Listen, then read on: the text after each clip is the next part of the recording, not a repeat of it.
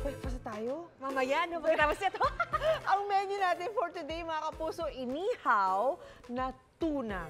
Grabe. Wow, ang sarap naman yan. Alam mo, favorite ko ang tuna, Miss Lynn. Sakto.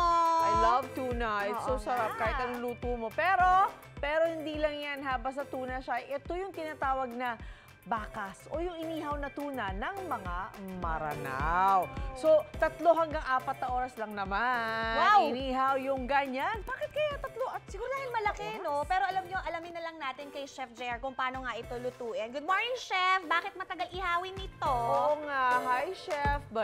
A blessed morning, ladies! Ulit. O, ayan umabot sa inyo Assalamualaikum mga kapuso at sa lahat ng mga makakatikim dyan sa studio ng ating patawid na bakas. And yes, nandito nga tayo sa isang Muslim community sa Quiapo para ibida itong kanina pa nating binabanggit na putahe na bakas. Ito yung isa sa mga staple dishes ng mga kapuso nating Maranao kung saan very abundant ang isda sa kanila. At sinabi nga ni Ma'am Lynn kanina at ni Shaira na ang bakas ay grilled, actually more on grilled / smoke yung tuna.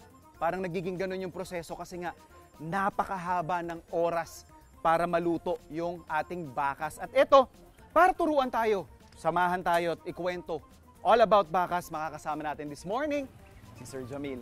A blessed morning, sir. Good morning. Ayan, sir. Kita natin, ang dami nating tuna, no? Oh, Saan niyo po binibili yung isda ninyo? sa Nabotas Fish-Port yan, sir. Nabotas, which is napakalapit lang dito, sir, ano? Oh. Pero, anong oras kayo nag-uumpisa ng pamamalengke or pamimili ng isda? Alas 9, alas 8 ng gabi. Alas 8, alas 9 ng gabi, nag-uumpisa na yung, kumbaga, yung araw ninyo. Oh. Tapos, Sir Jamil, pagkabili natin doon sa isda, makikita natin itong mga malalaking ito. Ano naman yung proseso? Siyempre, I'm sure, mga kapuso natin, alam naman nila or marunong naman mag-ihaw. Pero sa inyo, may kakaiba ba? Paano ninyo ginagawa ito? Hugasan lang yan, tapos tatanggalin yung asang at saka yung laman loob. Tapos yan, lalagyan ng kawayan. Hasang. Siyempre, Oh. kun lang naman, yung typical lang naman na gagawin natin pag inihaw, tatanggalan natin ang hasang, siyempre laman loob, tapos saka natin Ihaw. tutusukan. Oh. Ito yung parang may stick sila dito. Ito yung parang magiging handle na rin natin kasi makita natin mga kapuso talaga namang mainit, ano. Oh. Tapos nabanggit natin na 3 hanggang 4 na oras yung proseso nitong pag-iihaw na to, Sir Jamil. Bakit inaabot ng ganong katagal? Kasi para ano naman yung lasa niya. Para Oh. sumiksik talaga Oh. yung aroma, ika nga, nung ating uling. Tapos habang yung katas kasi niyan mga kapuso, tatama dun sa uling, doon parang lumalabas yung smoky aroma niya, ano. Tapos sir, mga ilang isda ang nauubos natin sa isang araw? Ngayong Ramadan, mahigit 200. 200 peraso? Oh. Wow, ang dami. Kung makikita po ninyo talaga, ang dami talaga dito nagbebenta ng ganito. And magkano po ang isda natin? Nasa 450 to 500. Depende yun sa laki. Depende sa laki. Itong hawak ko ngayon, Kuya Jamil, anong presyo nito? Nasa 800 ata siguro. 800 ito. So, malaking malaki.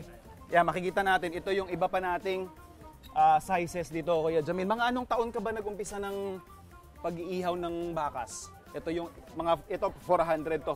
Oh. 450 ito. Yan, oh. Kuya Jamil, anong taon ka nag-umpisa ng pag-iihaw? 2009. 2009. I'm sure marami pang mas matatagal sa'yo dito nagtitinda nito, ano? Mas marami naman matagal kayo sa akin. Okay. Ito, mga kapuso, ayan, oh, ang dami nilang iniihaw dito. Tapos, anong oras kayo nag-uumpisang magtinda ng bakas? Depende yung kasi sa ano kung pag naluto na yung isda o nasa alas 7, alas 8 ng umaga.